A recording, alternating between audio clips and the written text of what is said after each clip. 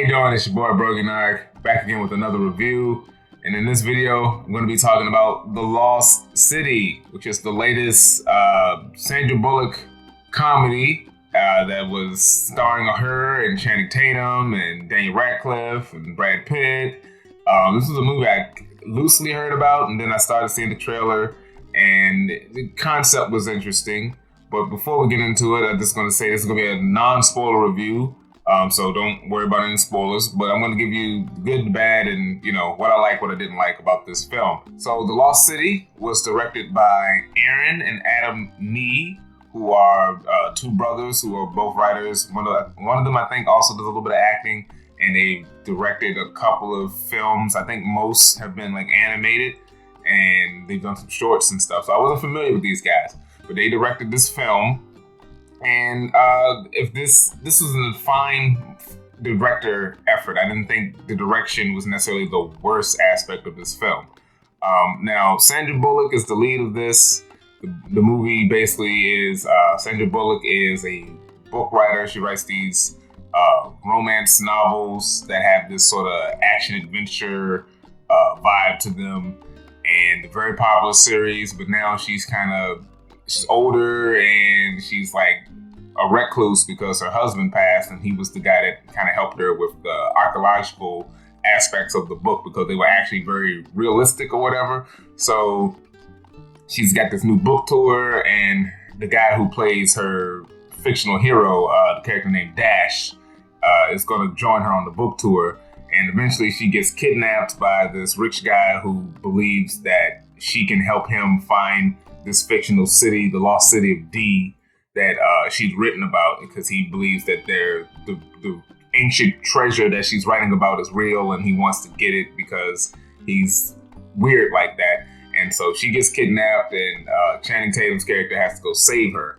And then they get trapped in the jungle, and they have to survive. And that's the central plot of the movie, which is not a bad concept. I think the movie overall doesn't do much to expand on it or to elevate it in any way. I think it's a movie that kind of just coasts on its stars, but I don't think it gives them much to do, or at least that's how I felt about it. I like Sandra Bullock as an actress, but I haven't watched the last Sandra Bullock movie I watched was Bird Box, and I didn't like Bird Box. But I'm not really a fan of Channing Tatum. I don't watch his movies, but I know he's got a fan base. This is more like PG Channing Tatum. This isn't like the 21 Jump Street Channing Tatum, which I know a lot of people love. So it's not him being raunchy. It's more of him just being sort of goofy and somewhat not annoying, but like aloof in what's happening type of deal. Daniel Radcliffe plays the villain.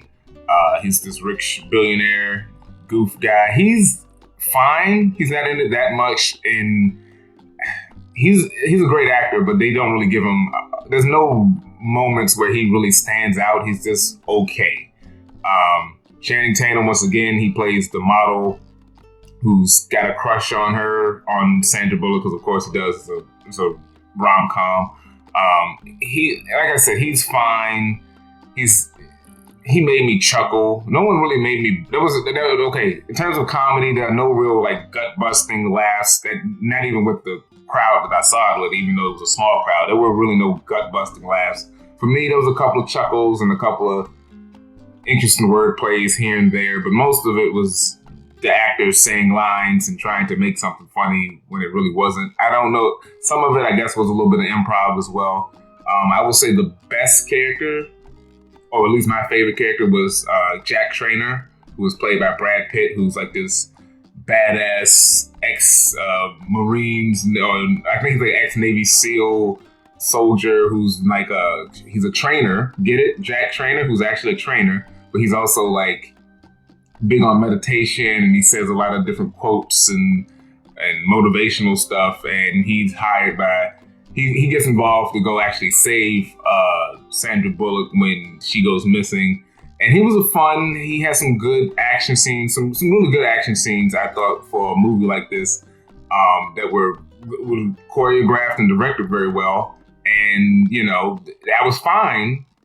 not necessarily funny, but I did think him and Sandra Bullock had way better chemistry than Sandra and Channing Tatum. Not saying they didn't have any chemistry, but I would have preferred to watch Brad Pitt and Sandra Bullock bullshit throughout the movie as opposed to her and Channing Tatum. There's a character called Beth who is Sandra Bullock's friend and her manager who's trying to make sure she gets through the book tour because she's run ragged and she's worked very hard for this and she's running out of money. She's played by Divine Joy Randolph, who's the only thing I've seen her in outside of this was the Eddie Murphy Rudy Ray Moore movie. Dolomite Is My Name, and I liked her in that. She's fine in this. She's definitely acting her best, her hardest to bring some sort of drama to it, but it's like, all right, it's okay. I didn't think she was necessarily. She had some okay lines, but nothing too great. And then there's a bunch of other side characters. It's an okay film. I'm not a big fan of rom-coms. Probably not the person to be overly in love with this. I don't watch a lot of modern comedies either, like comedy movies, because they either annoy the shit out of me or they're not funny. And this one did both. But this is not the type of film you need to rush out to see in theaters, I don't think. Definitely better if you would wait for this for on digital, or if it's on a streaming app, just throw it on. It's fine. But it's not the worst movie ever. I can't shit on it too much because, like I said, the directors were fine. I think the story should have been either a little darker or a little more. They kind of kept it grounded. It just plays it safe a little too much. I will say, there's a moment where there is some nudity involved, which was, I guess, supposed to be the big comedic moment. I didn't think it was all that funny, but it was kind of surprising that they did it. Involves something with Sandra Bullock and Channing Tatum.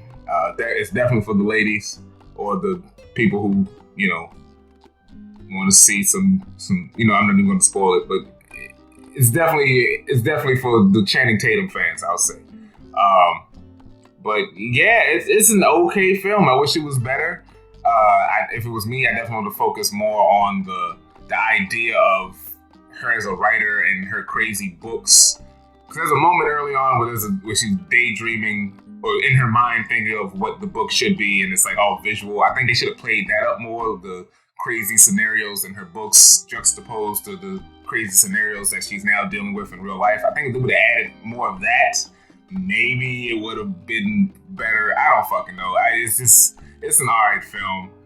I don't think they needed all these. They tried to have the stars elevated. I don't think it really helped. There is a post-credit scene that kind of, I think, in a way, doesn't add anything. Doesn't completely ruin the movie, but it just takes away one of the more shocking or somewhat surprising moments in the movie. Just completely takes it away and then has a lame joke after it. And I'm like, well, you just kind of killed whatever tension or grit this movie did have. You just got rid of it. So I don't know. It's a waste. I feel like it was a waste of a time. I should just went to go see Batman again, but whatever. So if I was to give The Lost City a grade, I would give it a C or a 5 out of 10. It's just very average. It's okay. It's an okay movie. But if you're a Sandra Bullock fan, I think you will enjoy it because this is very on par with her regular sort of rom-com-y sort of movies. If you're a Channing Tatum fan, I guess you'll be fine. If you're a Brad Pitt fan, you might be a little disappointed maybe. I don't know. If you're a Harry Potter fan, you might be okay. I don't know. Like I said, Daniel Radcliffe don't do really much. Just wait for it on streaming. Once it's on Hulu or... Actually, it's a Paramount movie. Wait for it on Paramount Plus. Just wait till it's on Paramount Plus. That's all I have to say about The Lost City. Don't forget to like this video, share it, subscribe to the channel, and stay tuned for more videos. Peace.